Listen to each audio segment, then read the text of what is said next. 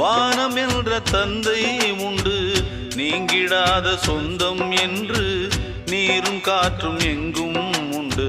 பூவாளம் பாடும் காலை வந்து வரவேற்கும், தாயின்றி நின்ற பிள்ளை தன்னை என்றும் காக்கும். நீ காணும் எல்லாம் உன் சொந்தம்,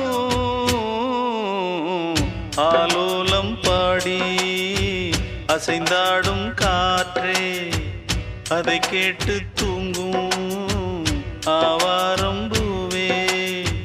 தனியானால் என்ன துணை இங்கே, நான் பாடும் பாட்டுண்டு.